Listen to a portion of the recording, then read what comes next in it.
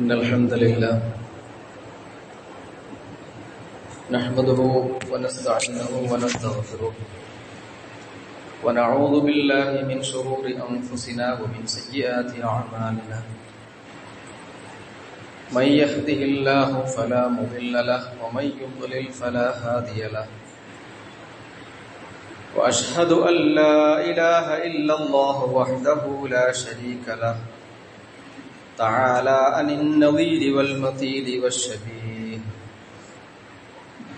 وأشهد أن محمدا عبده ورسوله أرسله بالهدى بشيرا ونذيرا بين يدي الساعة اللهم صل على محمد وعلى أزواجه وذريته كما صليت على آل إبراهيم وبارك على محمد وعلى أزواجه وذريته كما باركت على آل إبراهيم إنك حميد مجيد أما بعد فإن أصدق الحديث كتاب الله وخير الهدي هدي محمد صلى الله عليه وسلم وشر الأمور محدثاتها وكل محدثة بدعة وكل بدعة ضلالة وكل ضلالة في النار عباد الله أوصيكم وإياي أولا بتقوى الله فأعوذ بالله من الشيطان الرجيم بسم الله الرحمن الرحيم فاتقوا الله ما استطعتم واسمعوا وأطيعوا وأنفقوا خيرا لأنفسكم ومن يوق شح نفسه فأولئك هم المفلحون صدق الله العلي العظيم. ആദരണീയരായ സത്യവിശ്വാസികളെ സത്യവിശ്വാസി, ജഗന്നിയന്താവായ അള്ളാഹുവിന്റെ വിധിവിലക്കുകൾ പടച്ചതമ്പുരാന്റെ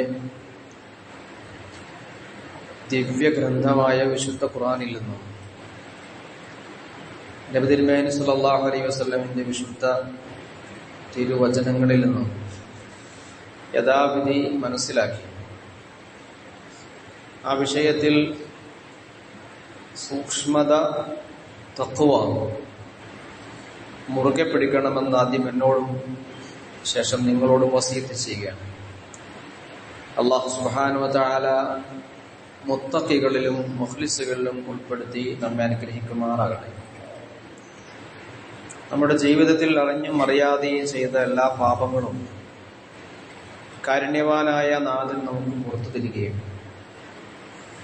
ശേഷിക്കുന്ന ജീവിതം അള്ളാഹുവിന്റെ തൃപ്തിയിൽ റിളായിൽ കഴിഞ്ഞുകൂടാനുള്ള മഹാഭാഗ്യം അള്ളാഹു നമുക്ക് നൽകി അനുഗ്രഹിക്കുകയും ചെയ്യുമാറാകട്ടെ. പടച്ചതമ്പുരാൻ നമുക്ക് നൽകിയ ഈ വിശുദ്ധ ഇസ്ലാം, അതിന്റെ അടിത്തറയും അതിന്റെ തൂണുകളുമൊക്കെ അങ്ങനെ തന്നെ ആ ഉദാഹരണത്തിൽ പലകുറി നമ്മൾ കേട്ടിട്ടുണ്ട്. ഷഹാദത്തു കലിമയിൽ പടുത്തുയർത്തപ്പെട്ടിട്ട് പിന്നെ നിസ്കാരം 5 നേരം, നോമ്പ്, സക്കാത്ത്, ഹജ്ജ്, ഇങ്ങനെ ഉള്ള കാര്യങ്ങൾ പഞ്ചസ്തംഭങ്ങളിൽ അല്ലെ, ഒരു അടിത്തറയിലും 4 തൂണുകളിലും എന്നൊക്കെ പറയാം. ഇതിലൊന്നും മാറ്റി വെക്കാൻ പറ്റുന്നതല്ല, ഒന്നും ഒഴിവാക്കാൻ പറ്റുന്നതല്ല. ഇത് 5ഉം കൂടിയതാണ് ഇസ്ലാം. ഏതെങ്കിലും ഒന്ന് ഒഴിവാക്കാൻ പറ്റുന്നതല്ല. ഈ 5 കാര്യങ്ങൾ എടുക്കുമ്പോൾ ഇസ്ലാമും ഇസ്ലാമല്ലാതെ മറ്റു മതങ്ങളും അതിനകത്ത് വേർതിരിയുന്ന ചില പ്രധാന ഘടകങ്ങളുണ്ട്. മറ്റു മതങ്ങളൊക്കെ എന്ന് പറയുമ്പോൾ ഇതൊക്കെ ദൈവത്തിനുള്ളവരും അർച്ചനകളും ആരാധനകളും മാത്രമാണ്. ദൈവത്തിന് കുറച്ച് പൂക്കളർപ്പിക്കുക, ദൈവത്തിനെ പ്രീതിപ്പെടുത്താനായി കുറച്ച് തലകുത്തി മറിയുക എന്ന നിലക്ക് മാത്രമുള്ളതാണ് ഇതര മതങ്ങളിലെ ആചാരാനുഷ്ഠാനങ്ങൾ. പക്ഷെ ഇസ്ലാമിലേക്ക് വരുമ്പോ അവിടെ ദൈവത്തിന് ഇതെല്ലാം സമർപ്പിക്കപ്പെടുന്ന ദൈവത്തിനാണ്, അള്ളാഹുവിനാണ്, സംശയമൊന്നുമില്ല.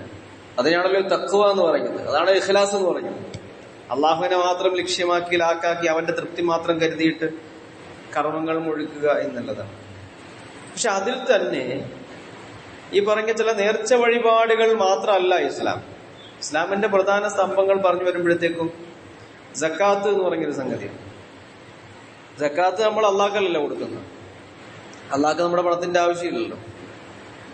അത് കൊടുക്കുന്ന സൃഷ്ടികൾക്കാണ്, മനുഷ്യർക്കാണ്, നമ്മുടെ കൺവട്ടത്ത് നമ്മൾ കാണുന്ന ആളുകൾക്കാണ്. അങ്ങനെയാ സക്കാത്തിന്റെ വിതരണം തന്നെ പോവാ. പിന്നെ അതിനപ്പുറത്തുള്ളവർക്കാണ്. നമ്മുടെ കയ്യിലുള്ള പണമാണ് കൊടുക്കുന്നത്. മനുഷ്യന്റെ ഈ ഒരു കാലഘട്ടത്തിലെ എന്നല്ല എല്ലാ കാലഘട്ടത്തിലെയും ഏറ്റവും വലിയ പ്രശ്നം അത് സാമ്പത്തിക അസന്തുലിതത്വമാണ്. എന്നും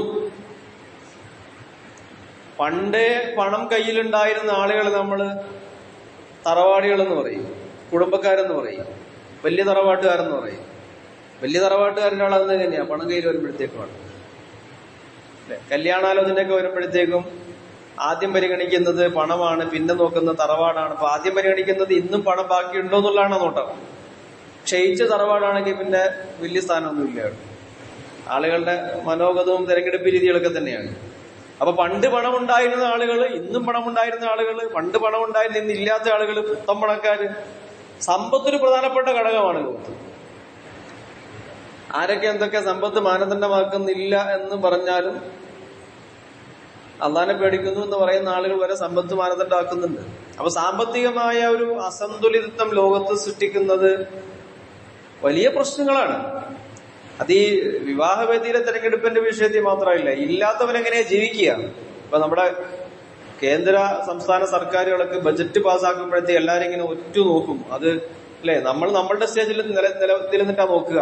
നമുക്കതുകൊണ്ട് എന്തെങ്കിലും ഗുണം കിട്ടുന്നുണ്ടോ, നമ്മളെ നിലനിൽക്കുന്ന മേഖലയ്ക്ക് വല്ല തിരിച്ചടി വരുന്നുണ്ടോ, അതിനെന്തെങ്കിലും പൈസ കൂടുതൽ കിട്ടാൻ വല്ല മാർഗമുണ്ടോ, ഇതാണ് ബജറ്റ് അല്ലേ. അപ്പൊ ഏറ്റവും പ്രധാനപ്പെട്ട ഒരു സംഗതിയാണ് ലോകത്ത് പണം എന്നുള്ളത്. ഇസ്ലാം നീതിയുടെ മതം എന്നാ നമ്മൾ പറയാണ്.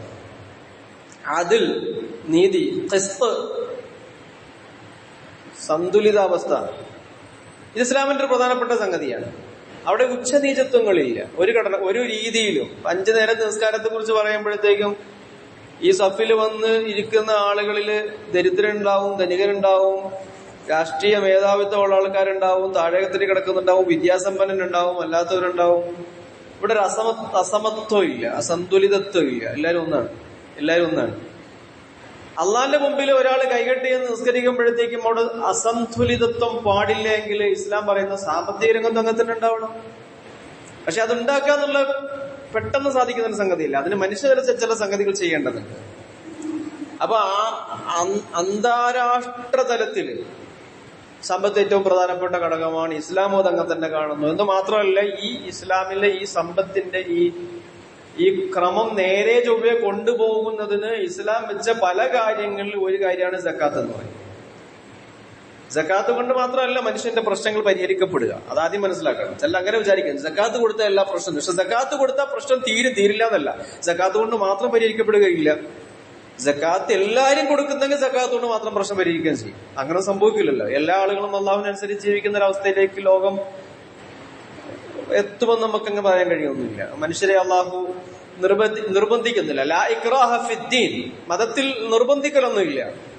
അതൊരാൾ ഇസ്ലാമിലേക്ക് വരുന്ന ഒരാളാണെങ്കിൽ, ഇസ്ലാമിൽ നിലനിൽക്കുന്ന ആളാണെങ്കിലും അവിടെ നിർബന്ധിക്കലില്ല. നമ്മുടെ സ്വന്തം ഇഷ്ടപ്രകാരം നിങ്ങൾ തീരുമാനിച്ച് ഇസ്ലാമിലേക്ക് വരിക എന്നുള്ളതാണ്. ഓരോരുത്തരുടെയും തീരുമാനം അനുസരിച്ച് അള്ളാഹുവിനെ ആരാധിക്കുക എന്നുള്ളതാണ്. അള്ളാഹുവിന്റെ ആരാധനയിലേക്ക്, അള്ളാഹുവിന്റെ അനുസരണത്തിലേക്ക് നിർബന്ധിച്ച് അള്ളാഹു കൊണ്ടുവന്നത് പ്രപഞ്ചത്തിലെ മനുഷ്യരല്ലാത്ത മറ്റു സംഗതികളൊക്കെ തന്നെയാണ്. അല്ലെ, സൂര്യചന്ദ്ര നക്ഷത്രാദികൾ, ഭൂമിയിലുള്ള മരങ്ങളും വള്ളിപ്പടർപ്പുകളും, ഇങ്ങനെ അള്ളാഹു ഒരുക്കി വെച്ചിരിക്കുന്ന സംഗതികളൊക്കെ അള്ളാഹുവോട് ചോദിക്കുന്നുണ്ട്. നിങ്ങൾ അള്ളാഹുവിനെ നിങ്ങളിങ്ങനെ അനുസരിച്ച് വരാൻ തയ്യാറാണോ? ഇനി അതല്ല, ഇത് നിങ്ങളുടെ ഇഷ്ടപ്രകാരം വരുമോ? ഇനി അതല്ല, നിങ്ങൾ നിർബന്ധിച്ച് കൊണ്ടുവരണോ? ഒരു പറയുന്നുണ്ട്, വേണ്ട റബ്ബേ, നീ പറയുന്നതനുസരിച്ച് ഞങ്ങൾ വന്നോളാം. അല്ലെ, പക്ഷെ മനുഷ്യനെ അങ്ങനെ അത് നിർബന്ധിച്ച് വിളിക്കുന്നില്ല. മനുഷ്യന് സ്വാതന്ത്ര്യം കൊടുത്തിരിക്കുകയാണ്.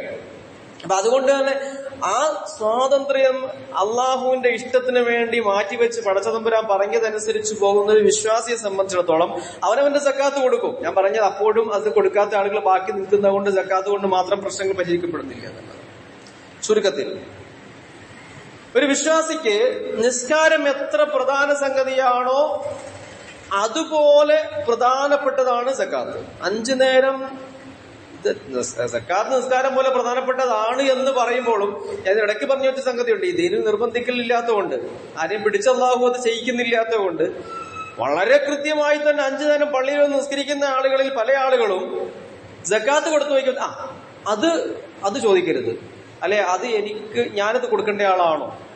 നേരത്തെ പറഞ്ഞതുപോലെ നമ്മൾ നേരത്തെ മനസ്സിലാക്കി മുമ്പേ നമ്മുടെ നാട്ടിലുണ്ടായിരുന്ന കുറെ വലിയ തറവാടികൾ അവരിങ്ങനെ കൊടുക്കേണ്ടിരുന്ന സാധനമാണ് സക്കാത്ത് എന്ന് കരുതി പോകുന്നൊരു സംഗതിയാണ്. അല്ല, ഓരോരുത്തർക്കും നിസ്കാരത്തിൽ എത്ര ശുഷ്കാന്തി നമ്മൾ കാണിക്കുന്നോ അത്ര ശുഷ്കാന്തി ഉണ്ടാവണം സക്കാത്തിന്റെ വിതരണത്തിലും സക്കാത്ത് കൊടുക്കുന്ന വിഷയത്തിലും. അത് ആലോചനയുടെ പുറത്തു നിർത്തേണ്ട സാധനമല്ല.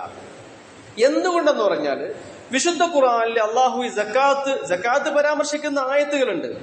സക്കാത്ത് നബി സല്ലല്ലാഹു അലൈഹി വസല്ലം കണ്ടുപിടിച്ച സാധനമൊന്നുമല്ലേ. അള്ളാഹു അള്ളാഹിന്റെ റസൂലിന് ഇറക്കി കൊടുത്ത തിരുവചനങ്ങളിൽ സക്കാത്ത് പരാമർശിക്കുന്നുണ്ട്.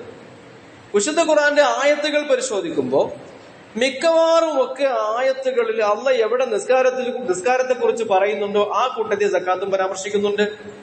സൂറത്തുൽ ബഖറയിൽ 110 ആയത്ത് ഉദാഹരണത്തിന് ഞാൻ അധിക ആയത്തുകൾ പാരായണം ചെയ്യുന്നില്ല, കാരണം ഈ ഒത്തിരി ആയത്തുകൾ ഉള്ളതുകൊണ്ട്.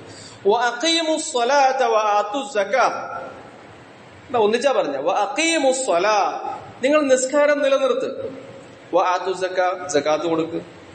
അപ്പൊ ഇതുകൊണ്ട് ഒന്നുകൊണ്ട് മാത്രമാവില്ല. നിസ്കരിക്കാം റബ്ബേ, സക്കാത്തിന്റെ കാര്യം ഞങ്ങളോട് പറയരുത്, അല്ലെങ്കിൽ ഞങ്ങൾക്കത് ചെയ്യാൻ പ്രയാസമാണെന്ന് പറഞ്ഞു കഴിഞ്ഞാൽ അവൻ അതിന്റെ അർത്ഥം അവൻ ഇസ്ലാമിന്റെ പുറത്തുനിന്നാണ്. അത് പച്ചക്ക നിഷേധിക്കുന്നെങ്കിൽ അപ്പൊ പുറത്തുപോയി. ഇനി അതല്ല, അങ്ങനെയൊക്കെ സംഗതി ഉണ്ട്, പക്ഷെ എനിക്കിപ്പോ കൊടുക്കാൻ ഒരു അസൗകര്യം എന്ന പേര് കൊടുക്കാതിരുന്നാലോ, അപ്പൊ നരകമാണ് പിന്നെ അതിന് കിട്ടുക. സക്കാത്ത് നിഷേധിക്കുന്ന ആളുകൾക്ക് അള്ളാഹു നൽകുന്ന ശിക്ഷയെ സംബന്ധിച്ച് ഖുർആൻ തന്നെ പറഞ്ഞു വെക്കുന്നുണ്ടല്ലോ, അല്ലെ? ഖനാത്തിൽ മുഖന്തറത്തി മിനദ് ദഹബി വൽ ഫിദ്ദ, സ്വർണവും വെള്ളിയും ഒക്കെ അട്ടി എന്നൊക്കെ പറയുമ്പോഴത്തേക്കും ഇങ്ങനെ കുറെ സാധനം അങ്ങനെ വിചാരിക്കണ്ട കേട്ടോ. ഈ ഖുർആൻ അതൊരു പ്രയോഗത്തിൽ ഇങ്ങനെ പറഞ്ഞു പോകുന്നതാ. 10 പവനെന്ന് സാധാരണ പറയാറുണ്ട്. അതിനപ്പുറത്തുള്ള സ്വർണം നമ്മുടെ കയ്യിലുണ്ടെങ്കിൽ അത് സക്കാത്ത് കൊടുക്കാതെ വെച്ചിരിക്കുകയാണെങ്കിൽ അതിന് അള്ളാഹു നാളെ അല്ലെ പരലോകത്ത് അത് അള്ളാഹ് തീര് വെച്ച് പഴിപ്പിച്ചിട്ട് നെറ്റിയിലും മനുഷ്യന്റെ ശരീരത്തിന്റെ പാർശ്വഭാഗങ്ങളിലും അത് വെച്ച് പൊള്ളിക്കുമെന്നാണ് ഖുറാന്റെ കൽപ്പന. ഖുറാൻ പറഞ്ഞു വെക്കുക.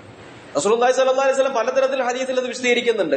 ആരൊക്കെ അവരവരുടെ ഏത് സമ്പത്തിന്റെ സക്കാത്താണോ കൊടുക്കാതിരിക്കുന്നത് ആ സമ്പത്ത് കൊണ്ട് തന്നെ അള്ളാഹു പരലോകത്ത് ശിക്ഷിക്കുമെന്നാണ്. മഹ്ശറയില് ഇപ്പൊ മാടുകളുടെയൊക്കെ സക്കാത്ത് കൊടുക്കാത്ത ആളുകളെ കുറിച്ചിട്ട് റസൂലുള്ളാഹി സ്വല്ലല്ലാഹു അലൈഹി വസല്ലം പറയുന്നു.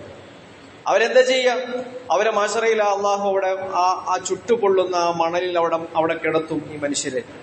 എന്നിട്ട് ഈ പറഞ്ഞ ഒട്ടകങ്ങൾ, സക്കാത്ത് കൊടുക്കാതെ അവൻ പരിപാലിച്ചിരുന്ന അവന്റെ ഒട്ടകങ്ങൾ, അവന്റെ ആടുകൾ, അവന്റെ പശുക്കൾ, അവന്റെ പോത്തുകൾ, ഇതൊക്കെ ഈ മനുഷ്യന്റെ പുറത്തോടെ ഇങ്ങനെ കേറി ഇറങ്ങി നടക്കുമെന്നാണ്. കുറെ എണ്ണം ഇങ്ങനെ പോയി കഴിഞ്ഞ് വീണ്ടും ആദ്യം പോയി തിരിച്ചു വരുമെന്നാണ്. ഇതിങ്ങനെ കണ്ടിന്യൂഷനാണ്, ഇങ്ങനെ പോയിക്കൊണ്ടേയിരിക്കുന്നതാണ്. അതുകൊണ്ടാണ് ശിക്ഷ കൊടുക്കുക. അപ്പൊ സക്കാത്ത് കൊടുക്കാതെ നമ്മൾ മാറ്റിവെച്ചിരിക്കുന്ന സ്വത്തുക്കൾ പരലോകത്ത് നമുക്ക് വിനയായിട്ട് വരും. അപ്പൊ അതുകൊണ്ട് നിസ്കാരത്തെ പോലെ തന്നെ എത്ര താല്പര്യം നമ്മൾ നിസ്കാരത്തിൽ എടുക്കുന്നുണ്ടോ അതേ താല്പര്യം സക്കാത്തിന്റെ വിഷയത്തിലും ഉണ്ടാകണമെന്ന് അള്ളാഹു വിശുദ്ധ ഖുർആൻ നിങ്ങൾ പറയുകയാണ്. വമാ തുഖദ്ദിമൂ ലി അൻഫുസികും മിൻ ഖൈരിൻ തജിദൂഹു ഇൻദല്ലാഹ്. പലരുടെയും സംശയം എന്ന് വെച്ച് കഴിഞ്ഞാൽ ഇത് കൊടുത്തത് കയ്യിൽ നിന്ന് പോയില്ലെന്നാണ്. കൊടുത്തത് കയ്യിൽ നിന്ന് പോകുന്നില്ലല്ലോ. കൊടുത്തതൊന്നും കയ്യിൽ നിന്ന് പോകുന്നില്ല, കൊടുത്തതാണ് ബാക്കിയുള്ളത്. സദഖന്റെ വിഷയത്തിൽ തിരുനബി സല്ലല്ലാഹു അലൈഹി വസല്ലം നമ്മളെ പഠിപ്പിക്കുന്ന ഒരു കൊച്ചു ഹദീസ് ഉണ്ട്. ആയിഷ റളിയല്ലാഹു തആല അൻഹ ഒരിക്കൽ നബി സല്ലല്ലാഹു അലൈഹി വസല്ലം ആയിഷ റളിയല്ലാഹുവിന്റെ വീട്ടിൽ വെച്ചിട്ട് ഒരു ആടറുത്ത് ആളുകൾക്കൊക്കെ ഇങ്ങനെ സംഭാവന ചെയ്തു. നബിന്റെ വീട്ടിൽ ഒരു ആടിനെ അറുത്തു. അത് സക്കാത്തൊന്നുമല്ല, അത് സദഖയാണ്. ഒരു ആടിനെ അറുത്തിട്ട് നബി സല്ലല്ലാഹു അലൈഹി വസല്ലം എന്ത് ചെയ്തു? ഇത് ആളുകൾക്കൊക്കെ കൊടുക്കാനായി റസൂൽ പറഞ്ഞു. അപ്പൊ ആടുണ്ടായിരുന്ന അയൽക്കാർക്ക്, ബന്ധുക്കൾക്ക് ആടിനെ അറുത്താൽ കിട്ടാവുന്ന തുച്ഛമായ മാംസമുണ്ട്. ഈ മാംസം എല്ലാവർക്കും വിതരണം ചെയ്തു. വൈകുന്നേരം ആയപ്പോഴത്തേക്ക് നബി സല്ലല്ലാഹു അലൈഹി വസല്ലം ആയിഷ റളിയല്ലാഹു ചോദിക്കുന്നുണ്ട്, ആയിഷ എന്താ ഇതിന് ബാക്കിയുള്ളത്, എന്താ ബാക്കിയുള്ളത്? അപ്പൊ നബി സല്ലല്ലാഹു അലൈഹി വസല്ലമയ്ക്ക് ഈ ആടിന്റെ ഈ തൊടഭാഗത്തെ മാംസം പുറകെന്ന് പറയും, അത് വലിയ ഇഷ്ടമാണ്. അപ്പൊ നബിക്കത് ഇഷ്ടമായതുകൊണ്ട് ആയിഷ റളിയല്ലാഹു അതിന്റെ ഒരു പീസ് എടുത്ത് മാറ്റി വെച്ചിട്ടുണ്ടായിരുന്നു. എന്താ പറയുക, റസൂലേ അതിന്റെ ഒരു കാല് ബാക്കിയുണ്ടെന്ന് പറഞ്ഞു. അപ്പൊ നബി സല്ലല്ലാഹു അലൈഹി വസല്ലം ആയിഷനെ തിരുത്താണ്, അല്ല ആയിഷ, ഒരു കാൽക്കുറകല്ല ബാക്കി, ബാക്കിയായത് നമ്മൾ കൊടുത്തില്ലേ, അതാണ് ബാക്കി. ബാക്കിയായത് നമ്മൾ കൊടുത്തതാണ്. ഈ ഇരിക്കുന്ന പീസ് അല്ല ബാക്കി, ആളുകൾക്ക് കൊടുത്തതാണ് ബാക്കിയാവുക എന്ന് പറഞ്ഞാല് നമ്മൾ ഈ അക്കൗണ്ടിൽ നിന്ന്, നമ്മുടെ ഓരോ അക്കൗണ്ടിൽ നിന്ന് മറ്റൊരു അക്കൗണ്ടിലേക്ക് പൈസ ഇങ്ങനെ ട്രാൻസ്ഫർ ചെയ്യില്ലേ എന്ന് പറയുന്ന പോലെ ഇഹലോകത്തെ അക്കൗണ്ടിൽ നിന്നും പരലോകത്തെ ബാങ്ക് അക്കൗണ്ടിലേക്ക് പൈസ നമ്മൾ ട്രാൻസ്ഫർ ചെയ്തുകൊണ്ടിരിക്കുകയാണ്. സക്കാത്ത് സദക്കയൊക്കെ നബി സദക്കന്റെ ഒരു ഉദാഹരണം നമുക്ക് സദക്ക നമുക്ക് അത് പിന്നെ ചെയ്തതിന് ഇങ്ങനെ നമുക്ക് പരലോകത്ത് ബാക്കിയാവുന്ന റസൂൽ പറയാണ്. അപ്പൊ സദക്ക മാത്രമല്ല, നമ്മൾ കൊടുക്കുന്നത് എന്തും ബാക്കിയാവുകയാണ് പരലോകത്തേക്ക് വേണ്ടി. അതാണ് അല്ലാഹു ഖുർആനിൽ പറഞ്ഞത്, വമാ തുഖദ്ദിമൂ ലിഅൻഫുസികും, നിങ്ങൾ നിങ്ങൾക്ക് വേണ്ടി മുന്നേ പറഞ്ഞു വിട്ടത്. ഖദ്ദമ എന്ന് പറഞ്ഞാൽ മുന്നേ പറഞ്ഞു വിട്ടാന്നർത്ഥം. നമ്മൾ പോയിട്ടില്ല, നമ്മളിവിടെ ആണല്ലോ, നമ്മൾ ഈ ലോകത്താ, നമ്മുടെ റൂഹ് പിടിച്ചിട്ടില്ല, നമ്മളിവിടെയുണ്ട്. ലോകം അവസാനിച്ചിട്ടില്ല, നമ്മളിവിടെയുണ്ട്. പക്ഷെ നമ്മൾ കൊടുത്ത ഈ സമ്പത്ത്, ഈ സക്കാത്ത്, ഈ സദക്ക, ഈ സൽക്കർമ്മങ്ങൾ, ഇതൊക്കെ തുഖദ്ദിമൂ ലിഅൻഫുസികും, നിങ്ങൾ നിങ്ങൾക്ക് വേണ്ടി മുന്നേ അങ്ങോട്ട് ട്രാൻസ്ഫർ ചെയ്തത്. അതെവിടെ അത് അത്തജിദൂഹു ഇൻദല്ലാഹ്, അത് നിങ്ങൾക്ക് പടച്ചോന്റെ അടുത്ത് കാണാൻ പറ്റും. പരലോകത്ത് അവിടെ പോകുമ്പോ അപ്പൊ നമ്മുടെ കണ്ണിങ്ങനെ നിറയും. കണ്ണിങ്ങനെ അപ്പോഴത്തേക്കും അത്ഭുതം കൊണ്ട് ഇങ്ങനല്ലേ വിടന്ന് നിൽക്കും. പടച്ചോനെ ഈ കൊടുത്ത സാധനങ്ങൾ ഇതാ കാണുന്നു. ഞാൻ കൊടുത്ത ആ വെള്ളിയാഴ്ചയൊക്കെ പള്ളിയിലൊക്കെ ഇങ്ങനെ ഈ ബക്കറ്റ് പിടിച്ച് കിടക്കുമ്പോഴത്തേക്ക് 5 രൂപ 10 രൂപ എല്ലാ ദിവസവും കമ്മിറ്റിക്കാർ സങ്കടം പറയും, ഇന്നൊന്നും കിട്ടിയില്ലല്ലോ എന്ന്. നഷ്ടമല്ല, ഒരിക്കലും നഷ്ടമല്ല. കയ്യിലുള്ളത് ഇട്ടോളി, നഷ്ടമേ അല്ല. അവിടെ എത്തുമ്പോ നമ്മൾ അത്ഭുതപ്പെടും. പടച്ചോന് ഞാൻ ആ കൊടുത്ത 10 അത് 50 ആയിരുന്നെങ്കിൽ എനിക്ക് ഇത്ര നേട്ടം കിട്ടുമായിരുന്നല്ലോ. നന്മകളുടെ പ്രത്യേകത ഇതാണ്. നന്മകൾ ഇങ്ങനെ അത് പരലോകത്ത് അള്ളാന്റെ അടുക്കൽ അവന്റെ അക്കൗണ്ടിൽ കാണാം. ഇന്നല്ലാഹ ബിമാ തഅമലൂന ബസീർ. ഒന്നും അള്ളാഹ് മറക്കൂല കേട്ടോ. നിങ്ങൾ ചെയ്യുന്നതൊക്കെ അള്ളാഹു കണ്ടുകൊണ്ടിരിക്കുകയാണ്. അപ്പൊ പടച്ച തമ്പുരാൻ സക്കാത്ത് നമുക്ക് പരിചയപ്പെടുത്തി തന്നിട്ട് അതിന്റെ പ്രതിഫലം പരലോകത്ത് കിട്ടുമെന്ന് അള്ളാഹ് പറയുന്നു. ഇത് ഇത്ര ഇങ്ങനെ പറഞ്ഞു വെക്കുമ്പോഴത്തേക്കും ഇനി മനസ്സിൽ വരേണ്ട വേറൊരു കാര്യമുണ്ട്, ആത്മാർത്ഥത ഉണ്ടാവണം. പലതും നമ്മളിങ്ങനെ ചെവിയിലൂടെ ഇങ്ങനെ കേട്ടു പോവാണ്, ഞാനിങ്ങനെ പറയാണ്. ആത്മാർത്ഥത ഇല്ലെങ്കിൽ ഇതൊക്കെ വെറുതെയാണ്. കേട്ടുപോകാം എന്നല്ലാതെ കൊടുക്കലെന്നൊരു സംഗതി ഉണ്ടാവില്ല. പ്രത്യേകിച്ച് സക്കാത്തിന്റെ വിഷയം കണക്ക് നോക്കി സക്കാത്ത് കൊടുക്കണമെങ്കിൽ നല്ല ഇഖ്ലാസ് ഉണ്ടാവണം. നല്ല ഇഖ്ലാസ് ഇല്ലാത്ത ഒരാൾക്ക് പണമാണല്ലോ അങ്ങോട്ട് എടുത്ത് കൊടുക്കുന്നത്, അല്ലെ? മനുഷ്യർ എത്ര വട്ടം കൈവിറക്കും, എത്ര വട്ടം ആലോചിക്കും, ഇത്ര കൊടുക്കണം, അല്ലെ? ഒരു പിരിവിന് വേണ്ടി എന്തെങ്കിലും പ്രധാനപ്പെട്ട ഒരു കാര്യത്തിന് വരുമ്പോഴത്തേക്കും ഒരു 10,000 ചോദിക്കുമ്പോഴത്തേക്കും 10,000 10,000 അക്കൗണ്ടിൽ കിടക്കുന്ന ആളോട് ചോദിക്കുന്നുണ്ടാവും, തൽക്കാലം ഞാൻ 1,000 തരാം. നമുക്ക് മടിയാണ് നമ്മുടെ പൈസ എടുത്തു കൊടുക്കാനായിട്ട്. പക്ഷെ ഈ അലംഭാവം യഥാർത്ഥത്തിൽ വിശ്വാസത്തിന്റെ കുറവാണെന്നാണ് ഇസ്ലാം നമ്മളെ പഠിപ്പിക്കുന്നത്. വിശ്വാസത്തിന്റെ കുറവാണ്. വിശ്വാസത്തിന്റെ കുറവെന്നല്ല, ഞാൻ ഇടയ്ക്ക് പറഞ്ഞു വെച്ചു, സക്കാത്ത് ഒരാള് ദീനിൽ ഇല്ലാത്തതാണ് എന്ന് കരുതി നിഷേധിച്ചു കഴിഞ്ഞാൽ ദീനിന്റെ പുറത്തു പോയി എന്നാണ്. അവൻ ഇസ്ലാമിലില്ല, അവൻ നിസ്കരിക്കുന്നവനാണെങ്കിൽ പോലും. അബൂബക്കർ റളിയല്ലാഹു തആല അൻഹുവിന്റെ ഒരു നിലപാടുണ്ട്, അല്ലെ? അബൂബക്കർ റിദ്ദത്തും വല അബൂബക്കറില്ല. അബുൽ ഹസൻ അലി നദ്വിക്ക് ഒരു ഗ്രന്ഥമുണ്ട്, റിദ്ദത്തും വല അബൂബക്കറില്ല, അബൂബക്കർ ഇല്ലാത്ത മതപരിത്യാഗം എന്ന് പറയും. എന്താ മതപരിത്യാഗം സംഭവിച്ചത്? അബൂബക്കർ റളിയല്ലാഹു അൻഹു ഇസ്ലാമിക ഖിലാഫത്ത് ഏറ്റെടുക്കുന്നു റസൂലുള്ളാഹി സ്വല്ലല്ലാഹു അലൈഹി വസല്ലമയുടെ മരണത്തിന് ശേഷം. ആ സമയത്താണ് അതുവരെയും നബി സല്ലല്ലാഹു അലൈഹി വസല്ലമയുടെ സകാത്ത് കൊടുത്തുകൊണ്ടിരുന്ന ഒരു സംഘം, ഒരു ഗോത്രക്കാര് അവർ പ്രഖ്യാപിക്കുന്നു, ഞങ്ങൾ സക്കാത്ത് കൊടുത്തുകൊണ്ടിരുന്ന അള്ളാഹുവിന്റെ റസൂലിനാണ്. റസൂല് മരിച്ചുപോയി, ഇനി ഞങ്ങൾ സക്കാത്ത് തരാം, ഞങ്ങൾ നിസ്കരിച്ചോളാം, നിസ്കാരവും നോമ്പും ഹജ്ജും ഞങ്ങൾക്ക് പ്രശ്നമാക്കി ഞങ്ങൾ ചെയ്യാം, പക്ഷെ സക്കാത്ത് ഞങ്ങൾ തരില്ല എന്ന് പറയുമ്പോഴത്തേക്ക് കൊണ്ട് ആർജവത്തോട് എഴുന്നേക്കുന്നു. പൊതുവെ നമ്മൾ ലോല മനസ്കനായി കാണുന്ന അബൂബക്കറിന് അങ്ങനെയാണ് മനസ്സാക്കാറുള്ളത്. അബൂബക്കർ ശാന്തനാണ്, ഒരു ശാന്ത സ്വഭാവിയാണ്, വലിയ ബഹളത്തിന് നിൽക്കില്ല, ഒരു പാവം മനുഷ്യൻ. അങ്ങനെ ഒരു ചിത്രമാണ് അബൂബക്കർ അള്ളാഹുവിനെ സംബന്ധിച്ച് ചരിത്രത്തിലുള്ളത്. ആ അബൂബക്കർ പ്രത്യേകം ഗർജിക്കുകയാണ്, യുദ്ധം പ്രഖ്യാപിക്കുന്നു. ഇസ്ലാമിക രാഷ്ട്രത്തിന്റെ സർവ്വസൈന്യാധിപൻ ഖലീഫ അദ്ദേഹം യുദ്ധം പ്രഖ്യാപിക്കുന്നു സക്കാത്ത് നിഷേധിച്ചതിന്റെ പേരിൽ. അപ്പോഴത്തേക്കും പൊതുവെ പരിക്കനായി അറിയപ്പെടുന്ന മറ്റൊരാളൂടെ ഉണ്ടാവും, ഉമർ ഇബ്നുൽ ഖത്താബ് റളിയല്ലാഹു തആല. ഉമർ അപ്പോഴത്തേക്കും അബൂബക്കറിന്റെ അടുക്കൽ വന്നിരുന്നു, അബൂബക്കറെ അത്രയൊക്കെ കടുപ്പം കാണിക്കണോ? അവര് നിസ്കരിക്കില്ല എന്നൊന്നും പറഞ്ഞില്ലല്ലോ, അവർ ഇസ്ലാം എന്ന് പുറത്തു പോകുന്ന കാര്യമൊന്നും പറഞ്ഞില്ലല്ലോ. അവരാകെപ്പാടെ പറഞ്ഞ സക്കാത്ത് തരില്ല, നമുക്ക് സംസാരിച്ച് തീർക്കാവുന്ന പ്രശ്നമല്ലേ ഉള്ളൂ, അതിന്റെ പേര് യുദ്ധപ്രഖ്യാപനമൊക്കെ നടത്തേണ്ട ആവശ്യമുണ്ടോ ആ ഗോത്രക്കാരോട്, അത് സ്വന്തം ജനങ്ങളോട് എന്ന് ഉമർ റളിയല്ലാഹു തആല അൻഹു അബൂബക്കർ റളിയല്ലാഹു പറയുമ്പോഴത്തേക്കും അബൂബക്കർ റളിയല്ലാഹു തിരിച്ചു ചോദിക്കുന്ന ഒരു ചോദ്യവും പ്രധാനം. അതൊക്കെ ചരിത്രത്തിൽ രേഖപ്പെടുത്തിയിരിക്കുക. ഉമറെ, ജാഹിലിയ കാലത്ത് നീ ഇങ്ങനെയായിരുന്നല്ലോ, ജാഹിലിയ കാലത്ത് നീ വലിയ ധീരനായിരുന്നല്ലോ, ഇപ്പൊ നീ എന്താ ജുബാനു ഫിൽ ഇസ്ലാം, നീ ഭീരുവായി മാറുകയാണ് ഉമറെ. ഞാനൊരു കാര്യം തീർത്തു പറയുന്നു. റസൂലുള്ളാഹി സ്വല്ലല്ലാഹു അലൈഹി വസല്ലമിന്റെ കാലത്ത് ഈ ആളുകൾ ഒട്ടകത്തെ കൊടുക്കുമ്പോ അതിന്റെ കഴുത്തിലുള്ള കയറും കൂടിയാണ് കൊടുത്തിരുന്നത്. ആ കയറെങ്കിലും എനിക്ക് തരില്ല എന്നവർ പറഞ്ഞാൽ, ഒട്ടകത്തെ തരാൻ കയർ നിങ്ങൾ സ്വന്തം ഇട്ടുകൊണ്ട് പോകണം എന്നൊക്കെ വർത്താനാ പറയുന്നതെങ്കിൽ അതിന്റെ പേരിൽ ലഖാത്തൽതുഹും, ഞാൻ അവരോട് പോരടിക്കും. ഉറച്ച പ്രഖ്യാപനം. അപ്പൊ എന്തുകൊണ്ടാണ് നമ്മൾ മനസ്സിലാക്കുന്നത്? മുസ്ലിം അല്ല എന്നാണ് പറഞ്ഞതിന്റെ അർത്ഥം. സക്കാത്ത് ഒരാൾ നിഷേധിക്കുന്നതോടുകൂടി, സക്കാത്ത് കൊടുക്കുന്നില്ല എങ്കിൽ അയാൾ അതോടെ ഇസ്ലാമിന്റെ ഏത് കർമ്മങ്ങളുടെ അവസ്ഥ, സക്കാത്ത് മാത്രമല്ല, നിസ്കാരം നിഷേധിച്ചോളൂ, ഇസ്ലാമിന്റെ പുറത്തുപോയി. ഹജ്ജില്ല എന്ന് പറഞ്ഞോളൂ, ഇസ്ലാമിന്റെ പുറത്തുപോയി. അല്ലെ, റമദാനിൽ നോമ്പ്, അങ്ങനൊന്നും ഇല്ല. അതൊക്കെ പണ്ടത്തെ എന്തോ ഇടപാടാണ്. ഈ ഒരു കാലഘട്ടത്തിൽ അതിന്റെ ഒന്നും ആവശ്യമില്ല. അല്ലെ, നമ്മൾ വേറെ എന്തെങ്കിലുമൊക്കെ സംഗതി മെഡിക്കലായിട്ട് ചെയ്താൽ മതി, ആരോഗ്യ സംരക്ഷണത്തിന് വേണ്ടിയിട്ടാണ് ഇസ്ലാം എങ്കിൽ അങ്ങനെ ഇസ്ലാമിന്റെ പുറത്തു പോവാൻ അള്ളാഹു നമ്മളോട് കൽപ്പിച്ച ഏത് കൽപ്പനകളെ ഒരാൾ നിസ്സാരമാക്കി തള്ളിയാലും അതിന്റെ പേരിൽ അവർ ഇസ്ലാമിന്റെ പുറത്തേക്ക് പോകും. അതുപോലെ തന്നെ സക്കാത്തിന്റെ അവസ്ഥ.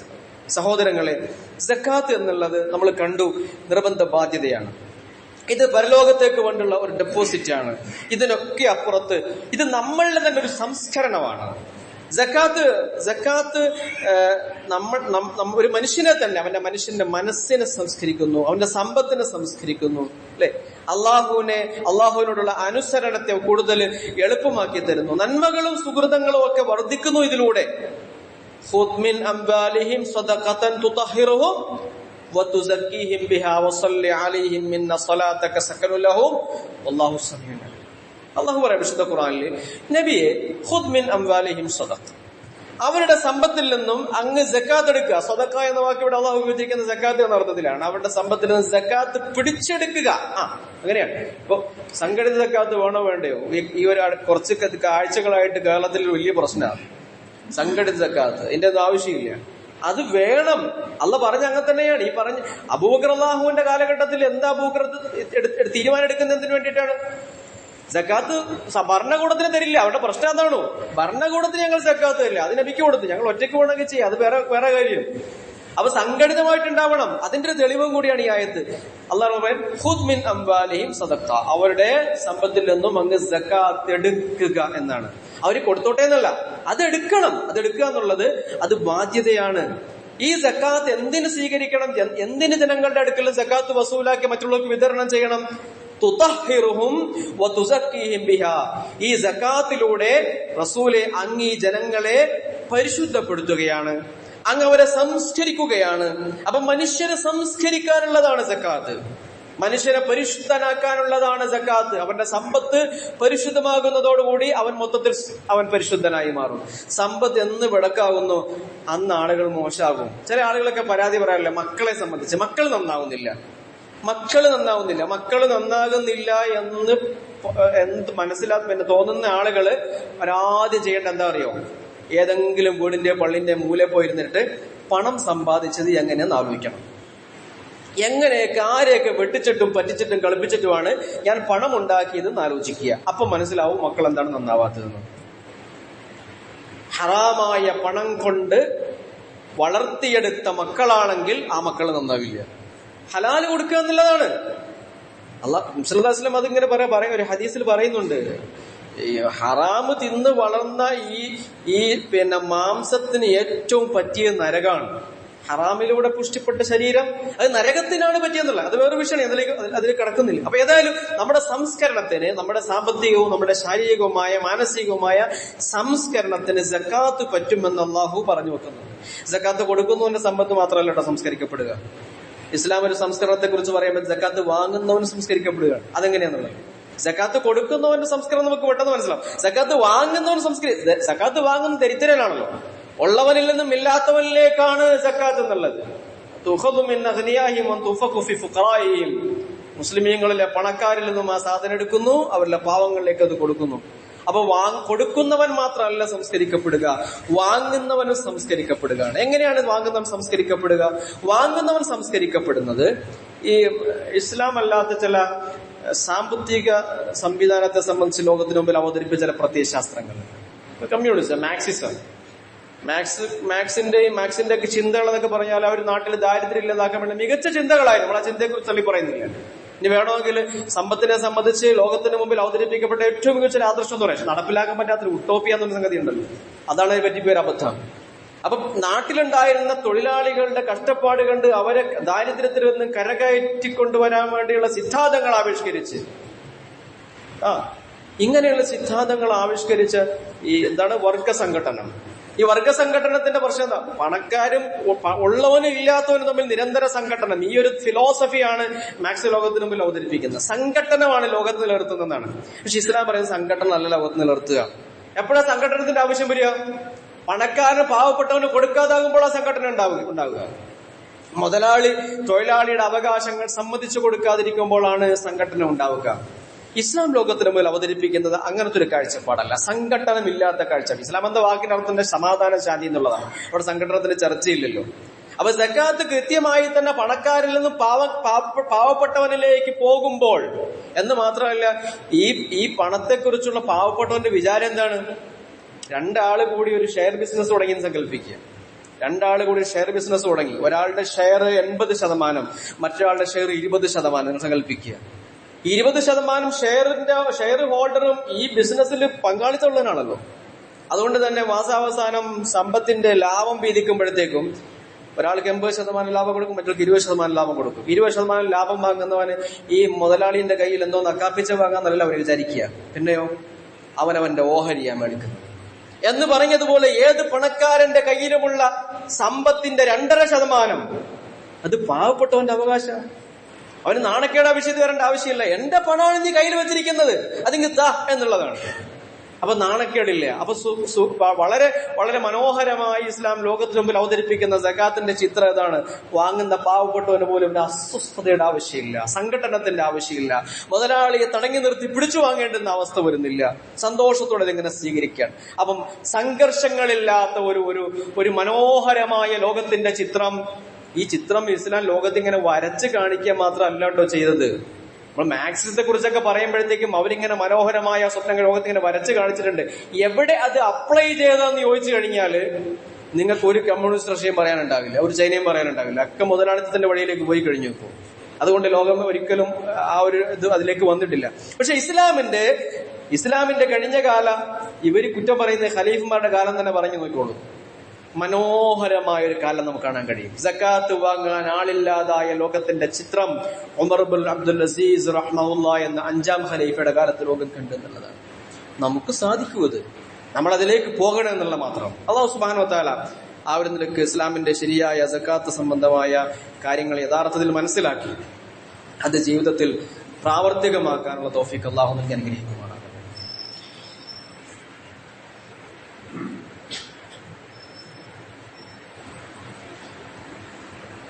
അൽഹംദുലില്ലാഹി റബ്ബിൽ ആലമീൻ വസല്ലല്ലാഹു വസല്ലം അലാ മുഹമ്മദിൻ വഅലിഹി വസഹ്ബിഹി അജ്മഈൻ. യാ അയ്യുഹല്ലദീന ആമനു തഖുല്ലാഹ ഹഖ്ക തുഖാതിഹി വലാ തമൂതുന്ന ഇല്ലാ വഅൻതും മുസ്ലിമൂൻ. ബഹുമാനികളായ സത്യവിശ്വാസികളെ, സത്യവിശ്വാസിനികളെ, അള്ളാഹുവിനെ സൂക്ഷിച്ച് ജീവിക്കുക, അള്ളാഹുവിന്റെ വിധിവിലക്കുകൾ സമ്പൂർണമായി തന്നെ ജീവിതത്തിൽ പാലിക്കുക. കാരുണ്യവാനായ നാഥൻ തഖ്വയിൽ അധിഷ്ഠിതമായ ജീവിതം നയിക്കാനും ഇഖ്ലാസോടുകൂടി സൽക്കർമ്മങ്ങളിൽ നിരതരാവാൻ നമുക്ക് തൗഫീഖ് നൽകി അനുഗ്രഹിക്കുമാറാകട്ടെ. ഞാൻ ആദ്യം ഓതി വെച്ച ആയത്ത് സൂറത്തു തഗാബുനിലെ 16-ാമത്തെ ആയത്താണ്. ഫത്തഖുല്ലാഹ മസ്തതഅതും, നിങ്ങളുടെ കഴിവിന്റെ അങ്ങേയറ്റം നിന്ന് നിങ്ങൾ അള്ളാഹുവിനെ സൂക്ഷിക്കുക, തഖ്വ ചെയ്യുക. വസ്മഉ, നിങ്ങൾ കാര്യങ്ങൾ ശ്രദ്ധിച്ച് കേൾക്കുക. വഅതീഉ, നിങ്ങൾ അള്ളാഹുവിനെ അനുസരിക്കുക. വഅൻഫിഖു ഖൈറൻ ലിഅൻഫുസികും, നല്ലതായ എല്ലാ കാര്യങ്ങളെയും നിങ്ങൾ നിങ്ങൾക്ക് വേണ്ടി തന്നെ ചെലവഴിക്കുക. വമൻ യൂഖ ശുഹ നഫ്സിഹി, ആരാണോ തന്റെ മനസ്സിന്റെ അസ്വസ്ഥതകളെ, തന്റെ മനസ്സിന്റെ ഇടുക്കങ്ങളെ ഒഴിവാക്കുന്നവൻ, ഫഉലൈക ഹുമുൽ മുഫ്ലിഹൂൻ, അവൻ വിജയികളിൽപ്പെട്ടവനാണ്. സമ്പത്ത് പിടിച്ചു വെക്കാൻ തോന്നുക എന്നത് അത് സ്വന്തത്തിലേക്കുള്ള ഒരു ചുരുങ്ങലാണ്. ലോകത്തെ ഒരു വലിയ പ്രശ്നമാണ് ഇതാണ് ഇൻഡിവിജ്വാലിറ്റി. സ്വന്തത്തിലേക്ക് ഒറ്റക്ക് എന്റെ കാര്യം, ഞാൻ എന്റെ കാര്യം നോക്കി പോകുന്നുള്ളു. എന്റെ പണം എനിക്ക്, അല്ല എന്റെ കൊണ്ടാട്ടിക്ക്, എന്റെ മക്കൾക്കും അല്ല. സാമൂഹികമായി വളരണം, സമൂഹത്തിന്റെ ക്ഷേമം ആഗ്രഹിക്കണം. സമൂഹത്തിന്റെ ക്ഷേമത്തിനു വേണ്ടി ഇസ്ലാം നമ്മുടെ മുമ്പിൽ സമർപ്പിക്കുന്ന പല കാര്യങ്ങൾ പ്രധാനപ്പെട്ട ഒന്നാണ് സക്കാത്ത്. നമ്മുടെ കയ്യിലുള്ള എല്ലാവരുടെയും സക്കാത്ത് കണക്ക് നിർബന്ധം. അനസ് റളിയല്ലാഹു അൻഹു റിപ്പോർട്ട് ചെയ്യുന്ന ഒരു ഹദീസിൽ കാണാം സഹാബികളുടെ ശീലത്തെ കുറിച്ച്. ഷാബാൻ ആകുമ്പോഴത്തേക്കും സഹാബികൾ സമ്പത്തിന്റെ കണക്ക് നോക്കുന്നതാണ്. ഷാബാൻ മാസത്തിലെ സക്കാത്ത് കൊടുക്കാവുന്ന അർത്ഥത്തിലല്ല കേട്ടോ. നമ്മളൊക്കെ സക്കാത്ത് റമദാനിലേക്ക് മാറ്റി വെക്കുന്ന ആൾക്കാരാണ്. പക്ഷെ സഹാബത്തിന്റെ രീതി അതല്ല. ഷാബാൻ ആകുമ്പോൾ തന്നെ ഷാബാൻ അപ്പുറത്തേക്ക് കണക്ക് വിടാറില്ല. എന്തുകൊണ്ട് റമദാൻ എന്നുള്ളതെല്ലാം തയ്യാറായിട്ട് പടച്ചാമ്പരാന് ആരാധനയ്ക്ക് വേണ്ടി മാറ്റിവെക്കണ്ട. അവിടത്തെ പിന്നെ സൃഷ്ടികളോടുള്ള കടപ്പാട്, സമ്പത്തിന്റെ കടപ്പാടൊന്നും, കടങ്ങളൊന്നും ഉണ്ടാകാൻ പാടില്ല. ആ ഒരു കട ഉണ്ടല്ലോ അങ്ങനത്തെ ഒരു നിരക്ക്. അപ്പൊ അതൊക്കെ തീർത്തു, സമ്പത്തെല്ലാം ശുദ്ധമാക്കി ഇനി അള്ളാന്റെ മുമ്പിൽ ധൈര്യസമയം നിൽക്കുകയാണ്. പടച്ചോൻ എനിക്ക് ഇനി ഒന്നും എന്റെ സമ്പത്തൊന്നും കൊടുത്തു വിടാനില്ല. ആളുകളായിട്ടുള്ള പ്രശ്നങ്ങളൊക്കെ ഞാനൊക്കെ ഏതാ പറഞ്ഞു തന്നിട്ടുണ്ട്. ഞാൻ ഇനി നിനക്ക് വേണ്ടി കുറച്ച് ആരാധന സമർപ്പിക്കാൻ പോവാണ്. അത് നീ അങ്ങോട്ട് ഇനി സ്വീകരിച്ചേക്കണം. തടസ്സങ്ങളുണ്ട്, എന്റേതായ നിലയ്ക്ക് ഞാൻ മനസ്സിലാക്കിയ തടസ്സങ്ങളൊക്കെ ഞാൻ ഒഴിവാക്കിയിട്ടുണ്ട്. സമ്പത്ത് ശുദ്ധീകരിച്ചു, മനുഷ്യർ തമ്മിലുള്ള പ്രശ്നങ്ങളൊക്കെ പറഞ്ഞു കൊടുത്തു. ഇനി ഞാനും നീയും മാത്രം. അത് നീ അങ്ങോട്ട് എന്റെ കർമ്മങ്ങൾ ഏറ്റെടുത്ത് എന്റെ പാപങ്ങൾ നീ പൊറുത്താൽ പിന്നെ എനിക്ക് സ്വർഗ്ഗം കിട്ടുമല്ലോ. എത്തുക്കുമ്മിനാറിലേക്ക് ഞാൻ ഉൾപ്പെടുമല്ലോ. നരകത്തിൽ നിന്ന് മോചിപ്പിക്കപ്പെടുന്ന ആളുകളുടെ കൂട്ടത്തിൽ ഞാൻ ഉൾപ്പെടുമല്ലോ. നിന്റെ കരുണ നൽകപ്പെടുന്ന ആളുകളുടെ കൂട്ടത്തിൽ ഞാൻ ഉണ്ടാവുമല്ലോ, അല്ലെ? ഇങ്ങനൊരു പ്രതീക്ഷ. അപ്പൊ അതിനു വേണ്ടിയിട്ട് കണക്ക് നോക്കണം. കണക്ക് നോക്കി കൃത്യമായിട്ട് ആപ്പില് സക്കാത്ത് കാൽക്കുലേറ്റർ ഉണ്ട്. ഇപ്പൊ കിട്ടും നമ്മുടെ പൈസ എത്രയാണ്, സ്വർണ്ണം എത്രയാണ്, ഇതങ്ങോട്ട് ഇട്ട് കൊടുത്തു കഴിഞ്ഞാൽ കൃത്യം കണക്ക് കിട്ടും. നാട്ടിലുള്ള പ്രാദേശിക സക്കാത്ത് ഒറ്റക്കൊറ്റ കൊടുക്കാൻ നിൽക്കല്ലോ. ഒറ്റക്കൊറ്റ കൊടുക്കാവോ ഇല്ല എന്നുള്ള ചർച്ചയില്ല. അതിപ്പോ പണ്ഡിതന്മാർ ആവശ്യത്തിന് മറുപടി പറഞ്ഞിട്ടുണ്ട്. ഒറ്റക്കൊറ്റയ്ക്ക് കൊടുക്കുന്നതിനേക്കാൾ പ്രയോജനപ്പെടുക സംഘടിതമായി നൽകലാണ്. അതിന് വേണ്ടുന്ന സംവിധാനങ്ങൾ കേരളത്തിലുണ്ട്. ഇല്ലെങ്കിൽ നാട്ടിൽ ഉണ്ടാക്കണം. അല്ലെങ്കിൽ ഉള്ള ആളുകളുമായിട്ട് നിങ്ങൾ ബന്ധപ്പെട്ട് അത് നിർവഹിക്കണം. നിസ്കാരത്തിൽ എത്ര ശുഷ്കാന്തി നമ്മൾ കാണിച്ചോ ആ ശുഷ്കാന്തി സക്കാത്തിന്റെ നൽകലിലും വിതരണത്തിലും കൈക്കൊള്ളണം. അല്ലാഹു സുബ്ഹാനഹു വ തആല ആ ഒരു നിലക്ക് നല്ല ഇത്തരത്തിലുള്ള ആശയങ്ങളുമായി ബന്ധപ്പെട്ട് നിൽക്കാൻ, നല്ല കാര്യങ്ങളുമായി സഹകരിച്ച് മുന്നേറാൻ അള്ളാഹു നമുക്ക് തൗഫീഖ് നൽകി അനുഗ്രഹിക്കുമാറാകട്ടെ. കാരുണ്യവാനായ നാഥ, ഞങ്ങൾ പലതരം പാപങ്ങൾ പലപ്പോഴും അറിഞ്ഞും അറിയാതെയും ചെയ്തവരാണ്. അള്ളാഹു നീ ഞങ്ങളെല്ലാ പാപങ്ങളും പുറത്തു തരയണമേ നാഥ. അള്ളാഹു റമദാനിലേക്ക് നീ ചുരുങ്ങിയ ദിവസങ്ങളാണുള്ളത്. പക്ഷെ ആയുസ് എത്രത്തോളം നീണ്ടു നിൽക്കുന്നു ഞങ്ങൾക്കറിയില്ല. നിന്നോടുള്ള ഞങ്ങളുടെ ഒരു പ്രധാന യാചന റമദാനിലേക്ക് നീ ഞങ്ങളുടെ ആയുസ് നീട്ടിത്തരണേ നാഥ എന്നതാണ്. പടച്ചോനെ, റമദാൻ ഏറ്റവും നല്ല നിലക്ക് ഉപയോഗപ്പെടുത്താനുള്ള തൗഫീഖ് നീ ഞങ്ങൾക്ക് നൽകി അനുഗ്രഹിക്കണമേ അല്ലാഹു. അതിൽ ആരോഗ്യം നൽകണേ അല്ലാഹുവേ, ആഫിയത്ത് നൽകി അനുഗ്രഹിക്കണമേ റബ്ബേ. റബ്ബന ഇന്നനാ ആമന്നാ ഫഗ്ഫിർ ലനാ ദുനൂബനാ വഖിനാ അദാബന്നാർ. റബ്ബന آتنا في الدنيا حسنة وفي الآخرة حسنة وقنا عذاب النار. اللهم أعز الإسلام والمسلمين وأذل الشرك والمشركين. اللهم إنا نعوذ بك من فتنة القبر ومن عذاب القبر ومن عذاب النار ونسألك الفردوس الأعلى. ربنا تقبل منا إنك أنت السميع العليم وتب علينا إنك أنت التواب الرحيم. وصلى اللهم وسلم على محمد وآله وصحبه أجمعين والحمد لله رب العالمين. أقم الصلاة.